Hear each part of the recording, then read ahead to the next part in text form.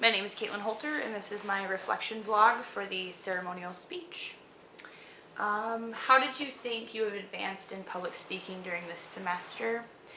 I think, as far as organization, that's where I think, grew the most in this class. I've never really been forced to do such a detailed outline, so that I think really helped kind of piece puzzles and really get me organized as far as the actual speech goes down the road. What's the most important concept or theory you've learned from the textbook? Did it apply to your everyday life? Include a chapter if possible, a specific page number. I would say the derived credibility. I think with learning the organization as far as the outline and being detailed in that, and then the 1, 2, 3, first, second, third, that really helped me understand the derived credibility, which is chapter 13, page 123. Something I'd never really thought about before as far as your credibility while speaking or when you first arrive and people are kind of observing you. So I think that that's really going to help me with derived credibility. Anything I would recommend to start, stop, continue if you were teaching this course? I really like the vlogs. I think that those are fun. I think I would do a vlog for the introduction instead of just the I think I would do a vlog after even our narrated PowerPoint. I thought that was really cool. I think they're fun. I don't know that I'd stop anything because I think I learned from each and every point or project that we were given. It's very, very fast paced, and I understand that. It took me a little while to grasp the outlining concepts, so maybe just a little bit more instruction on those.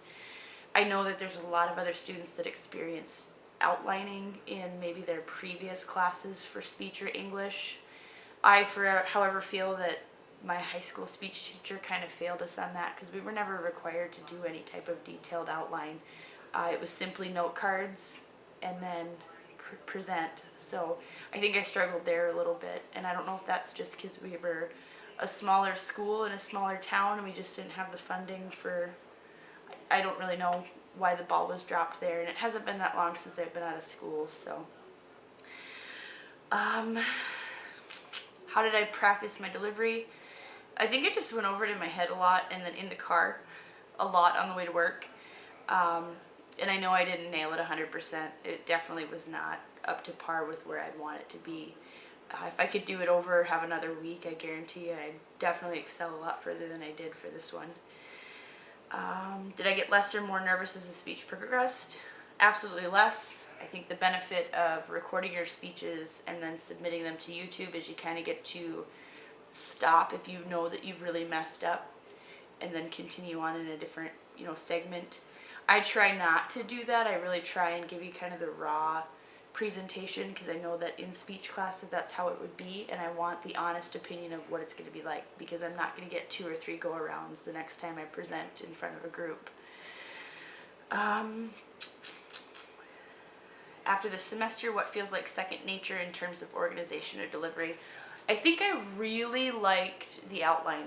I know I struggled with it for the first 2 presentations. I really didn't understand the concept, and it really took me till this last speech to kind of have that aha moment that the rough draft, or the final draft outline, if you do that according to the guidelines and the concepts that you want in it, that's essentially your speech. I mean, if you have your rough draft outline and your final draft outline done and approved, that's essentially what you can practice and go off of for your speech. So I found that reading through my outline after finally grasping the concept of it really helped me in building confidence in speaking for the last speech. And I really wish that I would have had that light bulb moment earlier in the semester, because I think that that really would have helped me alleviate some of the stress and pressure that I felt with speaking about my topic.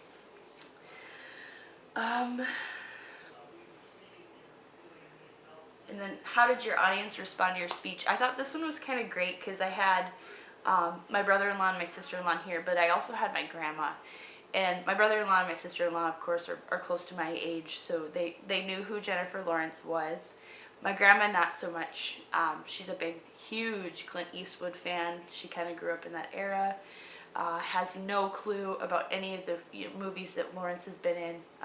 Hunger Games, Winter's Bone, doesn't even know who she is. So I thought it was great to watch my grandma kind of react to some of the scenarios and quotes that Jennifer had. And I think I actually kind of built her up to maybe experimenting with watching movies like that, even though I don't know that that's kind of her thing, but we'll see. Um, but other than that, I think the semester went really, really well. I think I learned a lot, especially in terms of organization, and I look forward to using those, not just in school, but like I've told you before, I give tons of presentations throughout the year to different and various groups, sizes, ages, from fifth grade from kindergarten all the way up to fifth grade to a couple presentations at Capital University Center here too. So I think that this is really going to help me alleviate some of that strain of pressure and stress that I feel going into those, especially now that I know how to do the outline. So thank you.